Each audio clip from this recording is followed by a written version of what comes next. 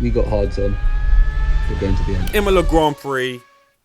My mood's up. I don't know if you noticed, I got a little bit more high energy today. I feel like I'm a little bit more happy. I'm a little bit more optimistic. I'm seeing the finer details of the world. I'm walking down the street. I'm smiling when I see cute puppies again and stuff. Like, I'm listening to the birds chirping. Life's worth living because I finally had a good race. Not in terms of a good race, just non-bias wise, but a good race in terms of the drivers I back have done well. And I'm walking around with my chest out. I'm feeling good. And yeah, I wasn't feeling that way after Saturday, if you know the people I back. But let's get into the Imola Grand Prix. A track that I was about to say famously, you know, I don't think it's that well documented.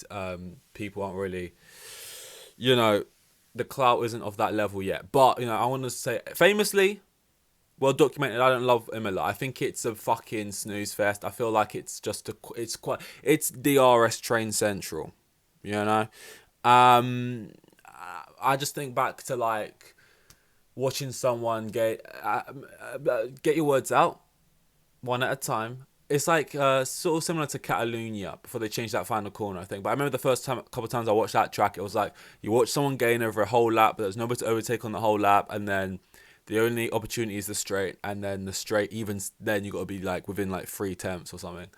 And I kind of felt that way about Imola, but this year something was different. Even outside of like the strategies and the safety cars, um, people were overtaking outside of just the end of the straight, and I appreciate that.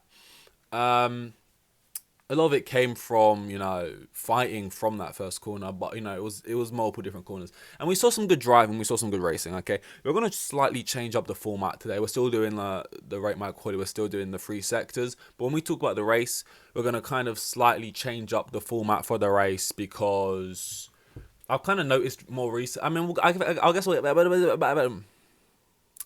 I guess I'll get to it when I talk about the race. So I'm trying to say. First, we're going to talk about qualifying, which I have wrote it down somewhere.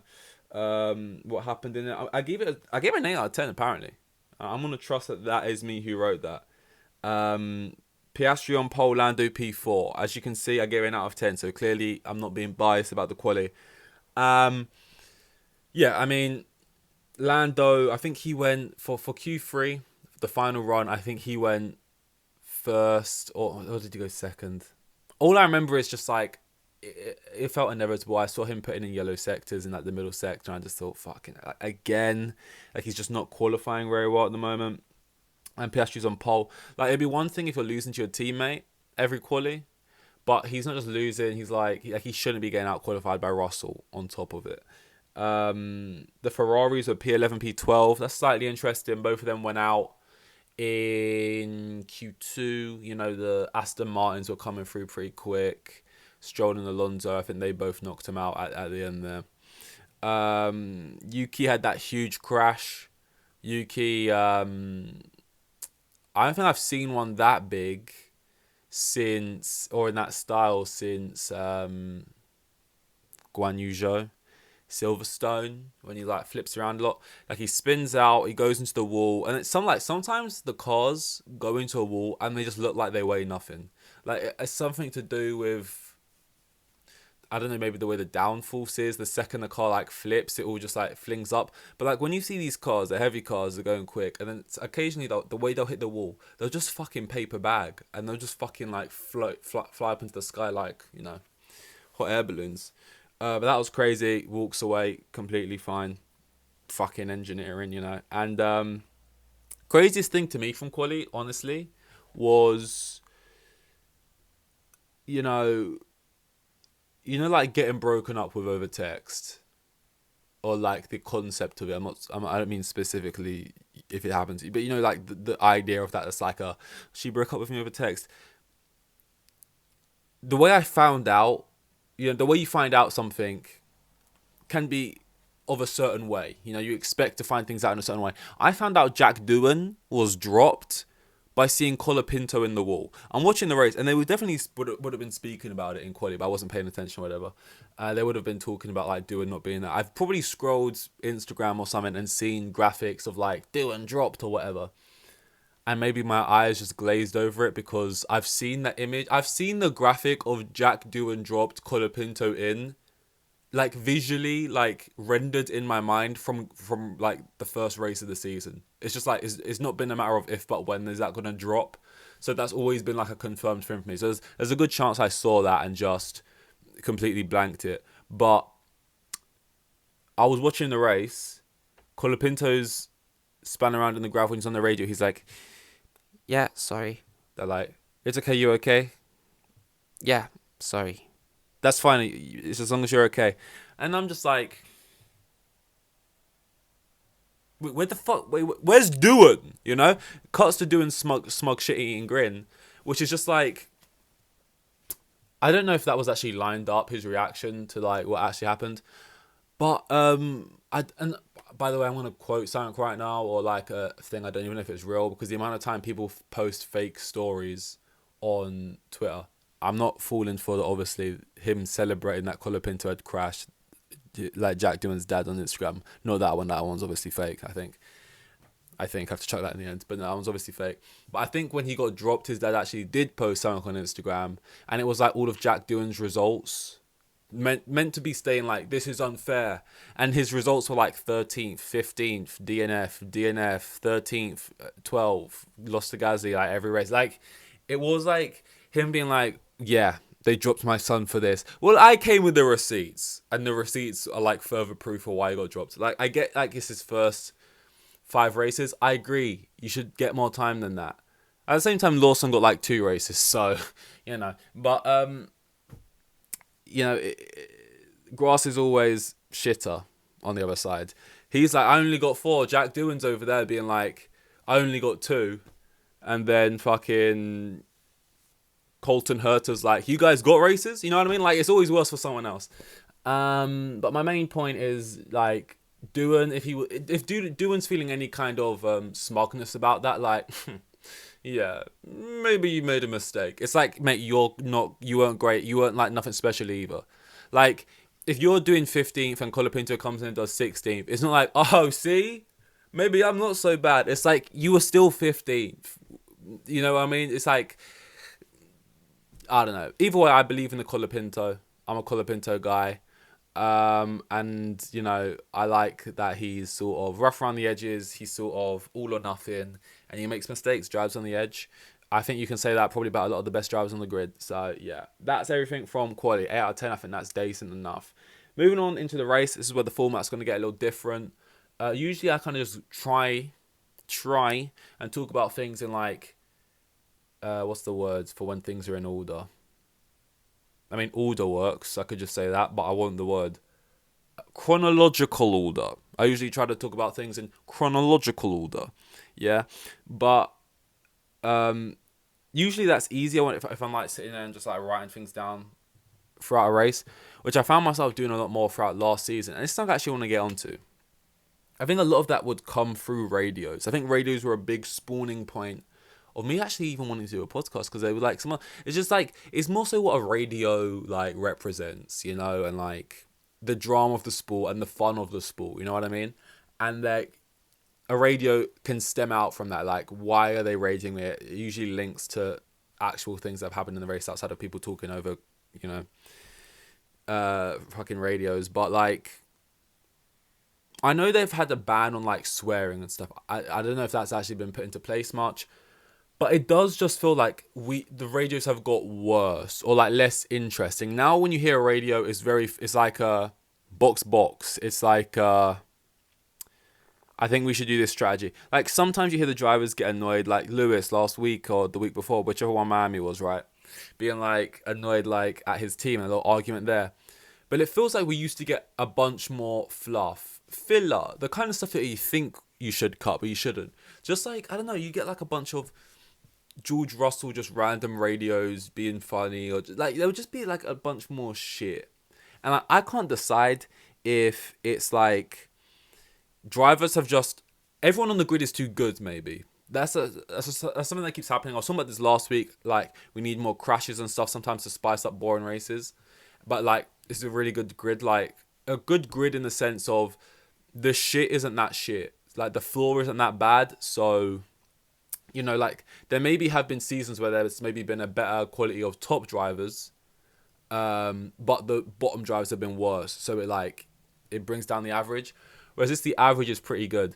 And the way in which maybe that stops big crash safety cars, and this was not a weekend that shows that, but also in a way where like maybe like George Russell maybe just isn't saying those things anymore. He's a more mature driver. Like some of the good radios from last season, like Lando and the team, and like Lando, we know you'll do the right thing. Maybe it just comes from people being more mature drivers and the teams having better communications with the drivers. Maybe it does come from them cutting out more radios that aren't like just like, you know, the things about the strategy and like I don't know. There has to be a reason for it. You know, it does just seem like radios are like so much of my notes used to be like radios and like saying little fun things about a radio and like making a little like sketch out of a radio type thing. I haven't done a TikTok in so long, but a lot of my TikToks would probably be around some of the radios. But I haven't like written down a radio like as its own note in so long. Why? Why am I talking about this? But anyway, that used to be a part of why I would do things in chronological order, because I'd be putting down the radios and in between I'd be putting down race stuff and stuff like that. This season, and maybe it's because again, my guy Lando is in like a more of a fight from the off this year. So I'm a bit more invested in a emotional sense. Like I'm genuinely watching I'm getting like pissed a lot more this season. I'm like heart going and stuff before races, which is good. That's when you know you're locked into a sport. But like at the same time, sometimes I jump on, I do the podcast and I'm like, that was just me rambling on about how shit Lando was for 30 minutes and not talking about anything in the race, any other drivers. And that's good now and then. I know people like to laugh at our downfall over here in the Lando Nation. I know we're not exactly the cool kids, okay? I know we've sort of... my nose is really itchy. I know Lando's not the most popular guy on the grid. Let's just say that. I don't go a day where I don't scroll Twitter and see that same meme of the Star Wars one. Like, I don't care who wins. I just need Lando to lose. You know, I see that every day and it fuels me. You know, I'm outside. You know, I'm fucking doing I was about to say doing the neck exercises because that's what the drivers do, but then that. Obviously, because I'm glazing Lando, that could be interpreted why doing neck exercise. That could be interpreted in a very different innuendo kind of way. What I'm trying to say is this is a long-winded way of saying chronologically trying to do races just makes me talk about one driver, Lando Norris mainly, and things that relate to Lando Norris's so far downfalls this season. And this is a Formula One podcast, not a Lando Norris podcast. So instead, by talking about the races and how we're going to do it is we're going to pick out 5 drivers each week. 5 drivers, not necessarily the 5 best drivers of that weekend, but drivers who had big weekends, big races, and we're going to talk about the race through those drivers. This week's drivers are Lando Norris, Oscar Piastri, Max Verstappen, Lewis Hamilton, and Alex Albon. We're going to talk about these 5 drivers, everything that related to those drivers, and that's going to give us a good sense of the race, okay? Let's start. Oscar Piastri is the first driver we're talking about, okay?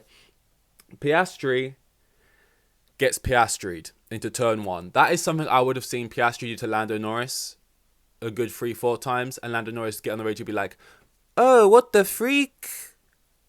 Guys, what the heck? What the freak? Piastri just shocked me out of nowhere. What the what?" You know, I've heard Lando get surprised by a Piastri type thing like that, and I say you got Piastri not because you got overtaken into turn 1. You got overtaken into turn 1 by maybe not expecting it. You know, Oscar Piastri, I feel like, is a king of doing moves sometimes that the driver ahead isn't expecting. Like, sometimes he pulls off a move, and it's not necessarily because he's got this amazing technique that other drivers haven't got, but it's because he'll go for something that another driver wouldn't do yet.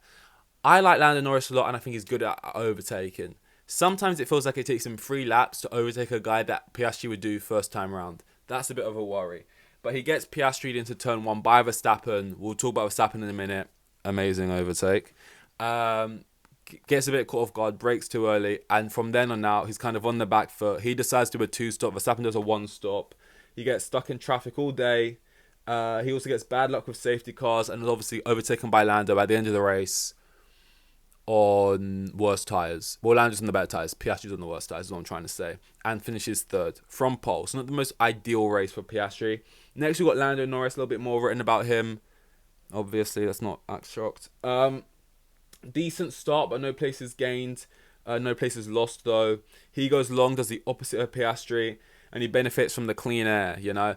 Everyone who did a one-stop, basically, it panned out for them. And I think it was going to pan out for them anyway, even without the safety cars, because clean air is king. And the first 4 or 5 drivers in that grid, it looked like clean air was going to win them this race. Everyone who had pitted for the 2-stop were maybe on a quicker strategy, but they were massively stuck in traffic. And traffic that was like, Piastri was overtaking each driver immediately. He would overtake someone would be 3 seconds up the road, he would catch them within 2 laps, he would overtake them first try on that straight every time. But even that was still slowing him down, let alone if you got stuck behind someone for like a corner too long. And I guess that's because even if you're following a second behind or just under a second behind, even for like the length it takes you to get around the track and get to that straight, that's still enough time for you to lose for someone who's just got clean air for the whole thing. So everyone on the one stop basically benefited, and on top of that they got the safety cars. Although Lando does pit a lap, well, half a lap before Ocon on the grass. And was it Ocon on the grass or was it Behrman? Also, this was kind of bullshit. I don't know what the difference was. Behrman and Ocon both parked on the grass. One was a virtual safety car, one was a full safety car. Maybe one was a little bit further down, that's why. But I remember watching it thinking, no, this one needs to be another virtual because this is the one that he's just pit, and it's a full safety car. Oh no, that was the one where Lando was already ahead. Yeah, so the virtual safety car was the first one, and Lando pitted for that one. And then he came out, he had like a 12-second gap to Piastri. And then the second one, full safety car, and I was thinking, that's going to bunch people up. I was a bit worried about that, same tyres type thing. I'm worried if Piastri's now going to get bunched up. But then also in the same breath, he's going to get bunched up to Verstappen. Try and think positively. But then Lando pitted anyway. But yeah, he pits like half a lap before that safety car. Bad luck. I mean, Max was going to win this race anyway, I think. But on top of that, he gets the luck. He comes like for that whole race from there on out. He was like 18 seconds ahead. Race restarts. I don't actually think it was that far. I think it was about. What? Oh, well, I guess they got bunched up. But he came out, and before they got bunched up behind the safety car, he was like 18. He benefited like 18 seconds from that pit, which was kind of crazy. And then what else happened? He pits ahead. He has a slow pit stop, and he comes out ahead of Albon. Which, when I saw it in real time, I was like, okay, yeah, you're ahead of Albon. Great, cool. Saw the replay. It's like everyone saw it. We all saw the line. It was like, Albon's ahead, right? Like, that's the line, and Albon's like ahead at the line. That means it's ahead, right? And then we was all just like, just don't think about it. It's kind of like the meme with the guy smoking a cigarette, just like, fuck, and the job's just too difficult. Like, was that just like, Albon already pitted afterwards, though, and it's just, no further investigation. Just get that off my desk type shit. Like, what we meant. Because it seemed clear as day. It was like, was Albon not ahead there type thing? Oh, and it's gone, and we're not going to think about it anymore. And he overtakes Piastri. No team orders on the better tyres, obviously, like he did with Russell earlier on. And he had some nice overtakes. Really nice overtake on Russell. My only thing is, if that was Piastri trying to overtake Russell, would he have done it like a lap or two sooner? First thing I'd say there. But he does do a very nice overtake on a George Russell there ahead of him. Good move. Good move on Piastri as well. Yes, I think in both situations he did have slightly better tyres in the car ahead. I mean, in the Piastri case, I know for a fact it was like 16 tyres better ahead. But, a lot of narrative about Lando can't pass, Lando can't overtake. Lando's actually a good driver when you ain't got a bitch in your ear telling you otherwise. No, but he's decent. Okay, he's decent. I think at the moment he's just like, he's been rocked in round one, and he's been shaken, and he's not thrown a punch since. And it's like, throw a punch. And then just get back. He's like a confidence driver type thing. And no team orders. This is another thing that like Button and Villeneuve and like a lot of the pundits would tell you. I think pundits who are just straight pundits, or pundits who had racing careers but very small little ones, would have been like McLaren didn't really do anything wrong. And all like the racing men and all like the winners and all of like, I say it how it is people are going to be like, they did the wrong thing. And you can make the argument for both, for not switching the cars. And I think, how do I say this? McLaren did the right thing in the sense that if they had switched Lando and Piastri, Lando was never going to catch Max. He wasn't. It wasn't going to happen. That car was quicker the whole time. Piastri was getting, was like a gap was being made. I know he got overtaken and stuff in the first lap. After that, it's not like Piastri was ever pressuring Verstappen, is my point. I don't think Lando was showing that he was crazily faster than Piastri on this track. There was nothing to suggest that he would have caught different phases of the race, different track temperature, different tyre, whatever, maybe. Like, of course, maybe. But I'm telling you right now, I don't think there's a world in which he would have caught Verstappen. And, okay, asterisk. Maybe he would have caught Verstappen, been in DRS of Verstappen. It took him 3 laps to get past Russell. I just don't see a world where on this track he is going to find a move to get past Verstappen. Even if he did get in his DRS, which I don't think he would have. And if he did, he would have had like 3-4 laps to do it if he did manage to catch. And then I just don't see him finding that to get past Verstappen. I don't think he's proven that he knows how to efficiently dispatch the Verstappen, right? If they switched them, we would have been ripped at least from seeing him have to overtake Piastri. Something we've still not even, because that was like a tyre offset, properly even seen yet a straight up fight between them properly. Like, you know, fighting for a few laps and going through a bunch of corners and stuff. Like, I've seen Piastri overtake Norris, I've seen Norris overtake Piastri, but like, you know what I mean? So I think McLaren did the right thing. Like, they were not going to catch Verstappen. Let's not team orders it. Just drive clean and get past. And if you're that much quicker, you'll get past anyway. And he was.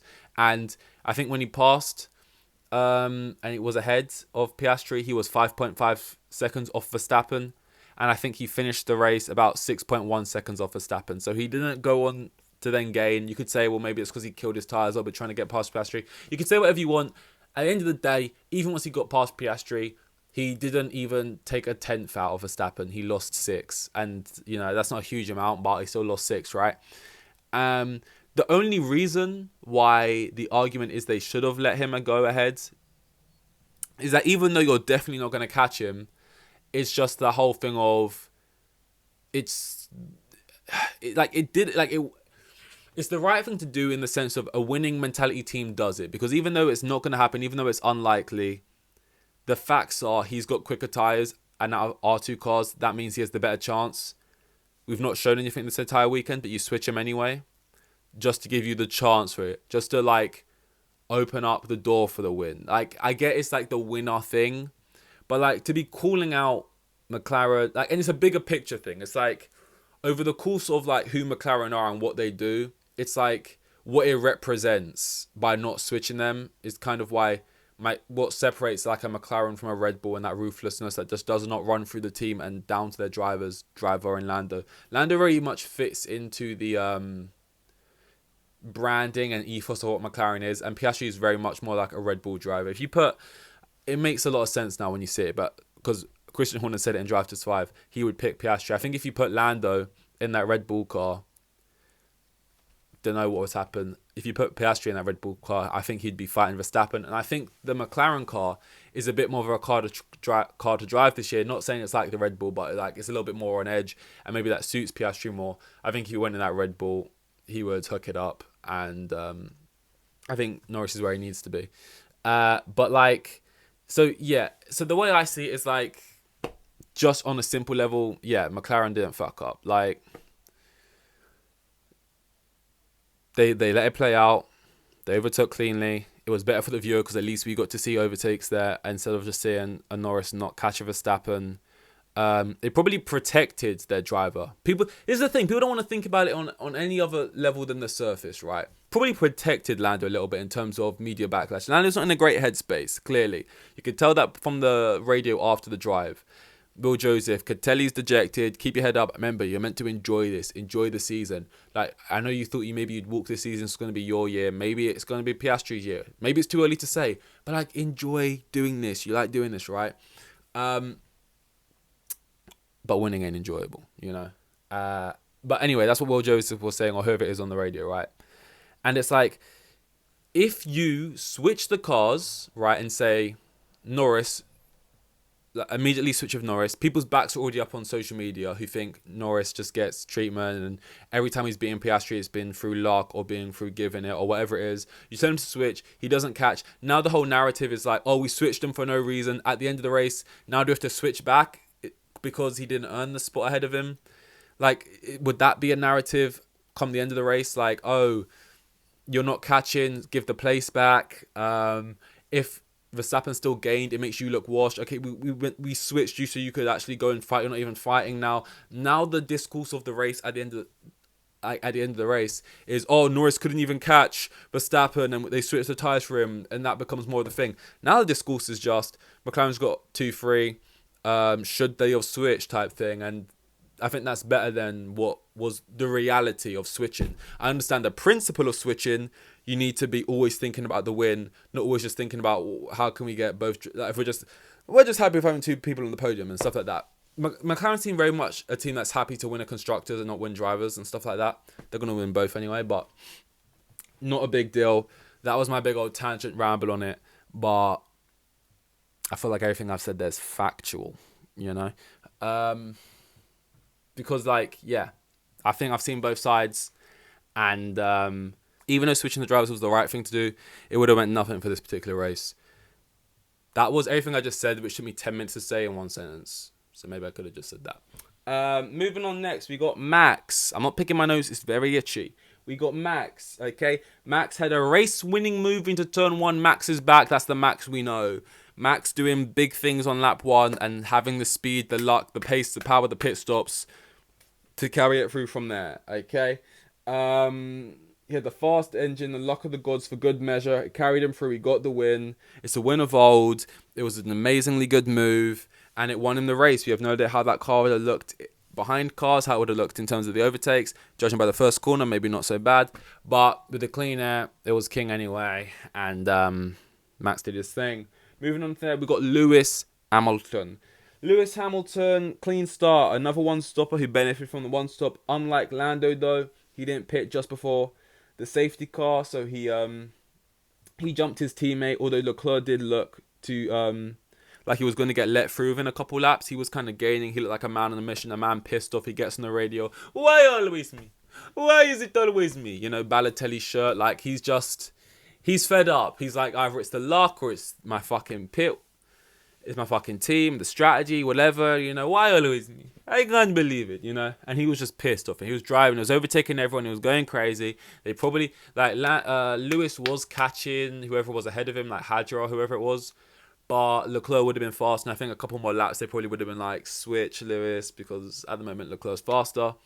But then another safety car saves Lewis's bacon a little bit from that. Lewis is ahead at that point. Lewis gets to pit first. I guess they decide with their drivers, we're not going to pit both or do a double. We're not going to double stack it. We're just going to go like, we'll do the opposite of each drivers. Lewis is ahead, so we'll pit Lewis. Leclerc's not, so we'll leave Leclerc out. Leclerc's like, you've sacrificed him to Lambs. Leclerc seems to think he won't even get, you know, points on these tyres. And with these fresh tyres, Lewis managed to overtake Leclerc again on tyres that he thinks aren't even point worthy. Which I don't know if drivers say that because they're just really pessimistic or because they know in the back of their mind they are point worthy. But they're like, now if I get points, I look like a god. I said these tyres weren't even point worthy, and I still managed to get like P7 or P6, whatever he got. But yeah, Lewis then on those quicker tyres now looks like the man on the mission. He gets past Leclerc. He then gets past Albon. Then he gets past Albon first because Albon's going crazy. And he manages to finish P4 from P12, is it? You know, he's at Imola. He's thanking the fans as he always does. They're fucking loving him. And this was for 4th place. Imagine if he won the fucking thing. You know, he was like a god out there.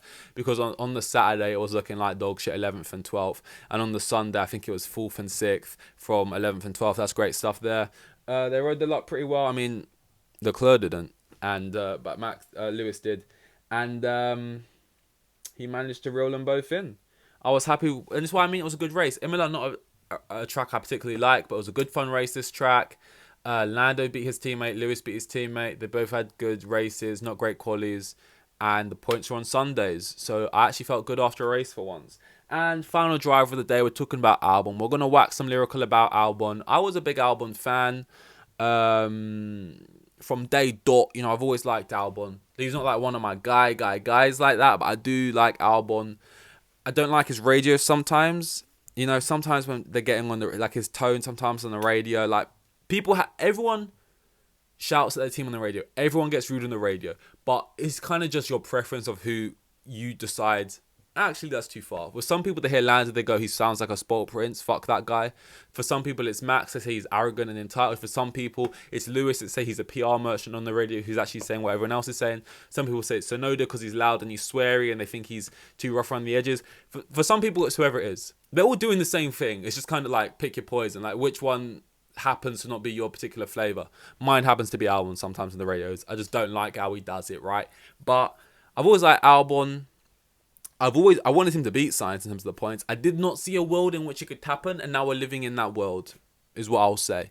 And it looks so convincing, and Sainz is still a good driver, but like all of these times where Albon was linked to Ferrari and where people have been waxing lyrical about Albon, and all he had ever done is beat Latifi and beat fucking Sargent and people like that, it's kind of just like, what's this based off of? You know, the guy's got no feats. So, you know, people who power scale villains and stuff, or like superheroes, and they go like, oh, would the Century actually beat all of the Avengers and this and that? And it's like, well, what are his feats? Well, actually, Wanda is God level tier and Century is only planet level. We've only seen Century, you know what I mean?